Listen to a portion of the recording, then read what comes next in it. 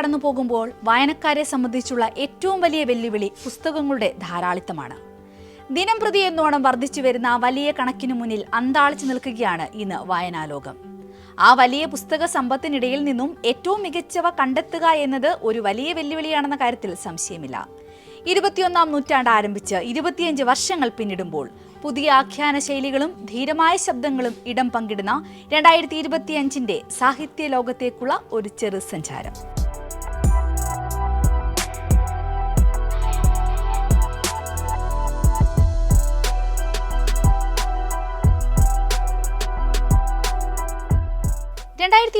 ലെ പുസ്തകങ്ങളിലൂടെയുള്ള ഈ യാത്ര കൈരളി ന്യൂസിന് വേണ്ടി നടത്തുന്നത് മലയാള സാഹിത്യത്തിലെ 3 പ്രധാനികളാണ്. സാഹിത്യ നിരൂപകൻ NE സുധീർ, മലയാളത്തിലെ ഉത്തരാധുനിക ചെറുകഥാകൃത്തും നോവലിസ്റ്റുമായ E സന്തോഷ് കുമാർ, തിരക്കഥാകൃത്തും ചെറുകഥാകൃത്തും നോവലിസ്റ്റുമായ S ഹരീഷ്. അന്തർദേശീയ തലത്തിൽ ശ്രദ്ധിക്കപ്പെട്ട പുസ്തകങ്ങളെക്കുറിച്ച് കേൾക്കാം സുധീറിന്റെ വാക്കുകളിലൂടെ.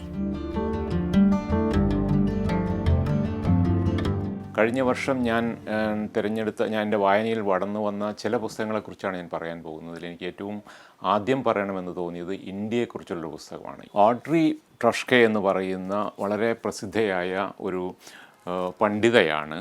അവർ റോട്ട്രിഡ്ജ് യൂണിവേഴ്സിറ്റിയിലെ അമേരിക്കയിലെ റോട്ട്രിഡ്ജ് യൂണിവേഴ്സിറ്റിയിലെ പ്രൊഫസറാണ്. അവർ ഇന്ത്യയുടെ ചരിത്രം 5000 വർഷത്തെ ഇന്ത്യയുടെ ചരിത്രം, അതായത് നമ്മുടെ പ്രാചീന ചരിത്രം മൂലം കണ്ടെത്തി ഇന്ത്യ എന്ന് പറയുന്ന ഭൂവിഭാഗത്തിൻ്റെ, നമ്മളിന്നറിയുന്ന ഇന്ത്യയല്ല, അന്ന് തൊട്ട് ഇന്ത്യ എന്ന് പറയുന്ന ആ ഭൂഖണ്ഡം എവിടെയൊക്കെയാണ് ഉണ്ടായിരുന്നതെന്ന് കണ്ടെത്തുകയും അതിൻ്റെ വളരെ സാംസ്കാരികവും രാഷ്ട്രീയവും അധികാരക്രമങ്ങളും സാംസ്കാരിക അധികാരക്രമങ്ങളും എങ്ങനെയാണ് രൂപപ്പെട്ടത് എന്ന് കണ്ടെത്തുന്നതിന് വേണ്ടി ശ്രമിച്ച വളരെ വിപുലമായൊരു പുസ്തകമാണ്. ഈ വർഷത്തെ ഏത് ഏറ്റവും ആനുകാലികങ്ങളുടെ ഏറ്റവും മികച്ച പുസ്തകങ്ങളുടെ ലിസ്റ്റ് എടുത്ത് നോക്കിയാലും അതിൽ സ്ഥാനം പിടിക്കാനിടയുള്ള ഏക ഇന്ത്യക്കാരിയുടെ പുസ്തകം അല്ലെങ്കിൽ ഒരു മലയാളിയുടെ പുസ്തകം എന്ന് പറയുന്നത് അരുന്ധതി റോയുടെ mother Mary comes to me എന്നതാണ്. അവരും അമ്മയും തമ്മിലുള്ള, ഒരു മകളും അമ്മയും തമ്മിലുള്ള ബന്ധത്തിൻ്റെ ഒരു സൂക്ഷ്മമായ വിലയിരുത്തൽ, ഒരു പക്ഷേ അതൊരു തരത്തിലുള്ള വിചാരണയായിരുന്നു.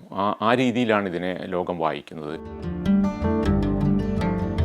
കഴിഞ്ഞ കുറേ കാലമായിട്ട് ലോകത്തിൻ്റെ മുന്നിൽ ഏറ്റവും വലിയ പ്രശ്നം നമുക്കറിയാം, ഗാസയാണ്. അതിലേക്ക് വെളിച്ചം പകരുന്ന, അതിനെ മനസ്സിലാക്കാൻ, കൂടുതൽ ആഴത്തിൽ മനസ്സിലാക്കാൻ നമ്മളെ വേദനിപ്പിക്കുന്ന ഒരു പുസ്തകമാണ് ലെറ്റേഴ്സ് ഫ്രം ഗാസ എന്ന് പറയുന്നത്.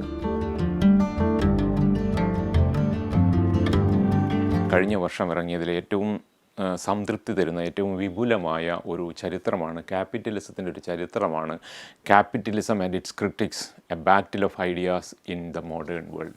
ഏറ്റവും പ്രധാനമായിട്ട് എനിക്ക് പറയാനുള്ളത് ബൾഗേറിയൻ റൈറ്ററായ ഗ്യോർഗി ഗോസ്പദിനോവ് എന്ന് പറയുന്ന അദ്ദേഹത്തിൻ്റെ ബുക്കർ അന്താരാഷ്ട്ര പുരസ്കാരമൊക്കെ കിട്ടിയ ആ ഓഥറാണ്. അദ്ദേഹത്തിൻ്റെ ഒരു ടൈം ഷെൽട്ടർ എന്ന പുസ്തകം നേരത്തെ വായിച്ചിട്ടുണ്ടായിരുന്നു, അതിനാണ് ആ പുസ്തകം കിട്ടിയത്. അദ്ദേഹത്തിൻ്റെ പുതിയ പുസ്തകമാണ് ഡെത്ത് ആൻഡ് ദ ഗാർഡനർ എന്ന് പറയുന്നത്. അദ്ദേഹം തന്നെ പറയുന്നത് my father was A Gardner എന്നാണ്, പക്ഷേ മരിച്ചതിന് ശേഷം ഹി ബിക്കേം എ ഗാർഡൻ എന്നാണ്. ബുക്കർ പുരസ്കാരം കിട്ടിയ ഫ്ലഷ് എന്ന് പറയുന്ന പുസ്തകമാണ്. ഫ്ലഷ് ഡേവിഡ് സ്ലാഷിൻ്റെ ആ പുസ്തകം വളരെ പ്രധാനപ്പെട്ടൊരു നോവലാണ്. ഫ്ലഷ് മുന്നോട്ട് വയ്ക്കുന്നൊരു കഥാതന്തു എന്ന് പറയുന്നത് ഇന്നത്തെ കാലത്തിൻ്റെ ഒരു വലിയ പ്രതിസന്ധിയെ കൂടി അടയാളപ്പെടുത്തുന്നത് ഞാൻ കരുതുകയാണ്.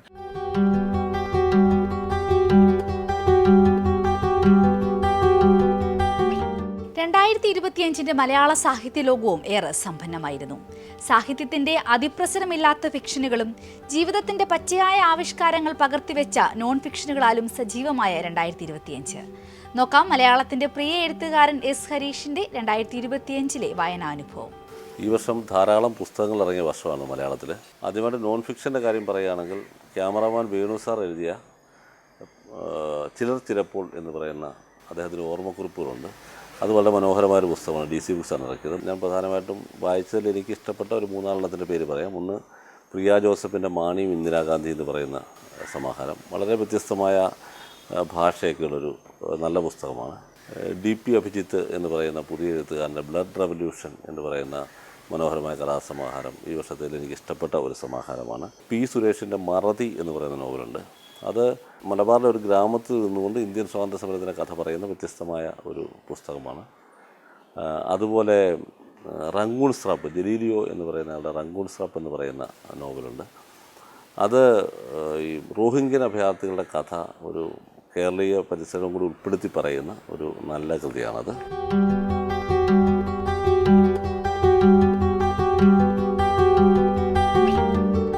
2025 ദേശീയ തലത്തിൽ ശ്രദ്ധിക്കപ്പെട്ട പുസ്തകങ്ങളെക്കുറിച്ചും 2025 വായനാനുഭവവും ഒപ്പം ഈ വർഷം നമുക്ക് നഷ്ടമായ പ്രമുഖരെക്കുറിച്ചുള്ള ഓർമ്മകളും പങ്കുവയ്ക്കുകയാണ് വയലാർ പുരസ്കാര ജേതാവ് ഇ സന്തോഷ് കുമാർ.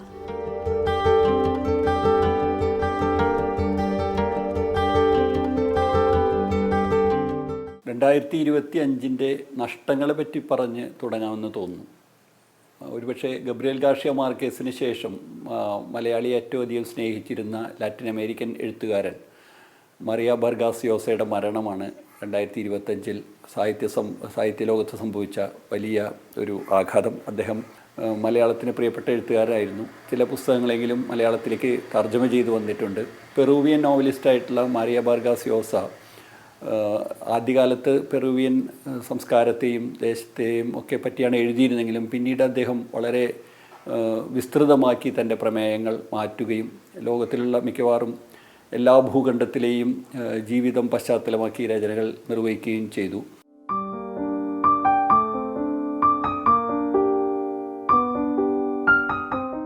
ഹിന്ദി എഴുത്തുകാരനും ജ്ഞാനപീഠ ജേതാവുമായിട്ടുള്ള വിനോദ് കുമാർ ശുക്ലയുടെ മരണമാണ് ഡിസംബറിൽ ഈ ഏറ്റവും വർഷാന്ത്യത്തിലുണ്ടാകുന്ന മറ്റൊരു നഷ്ടം.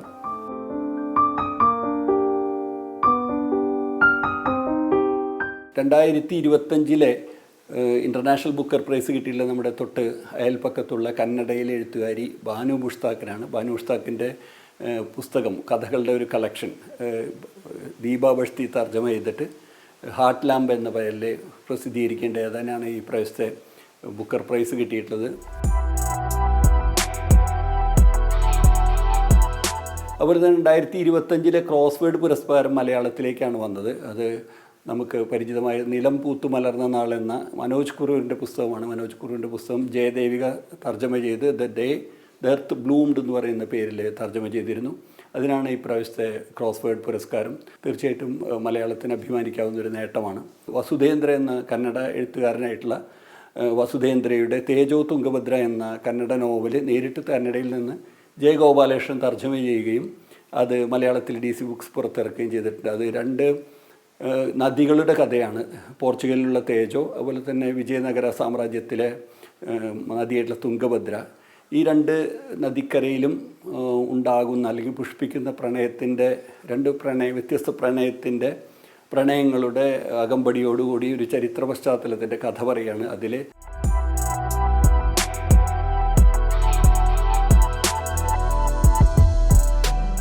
പുരസ്കാര സമർപ്പണത്തിലും സമ്പന്നമായ ഒരു വർഷമായിരുന്നു 2025.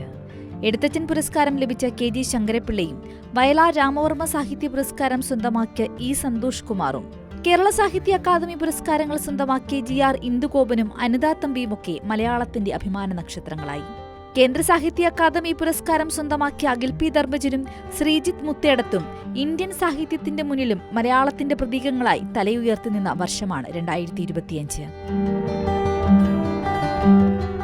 അക്ഷരവിരോധികൾ ചരിത്രത്തെ വളച്ചൊടിക്കുകയും തിരുത്തുകയും ചെയ്യുന്ന ഇക്കാലത്ത് ജനാധിപത്യം പുലരുവാൻ അറിവുള്ള ജനത വേണം. അറിവിന് മികച്ച വായനാനുഭവവും എഴുത്തുകാരും വേണം. 2026 അത്തരത്തിലൊരു വർഷമാകട്ടെ എന്ന് ആശംസിക്കുന്നു. വാക്കുകൾ വഴിവിളക്കുകൾ ഇവിടെ പൂർണ്ണമാകുന്നു. നമസ്കാരം.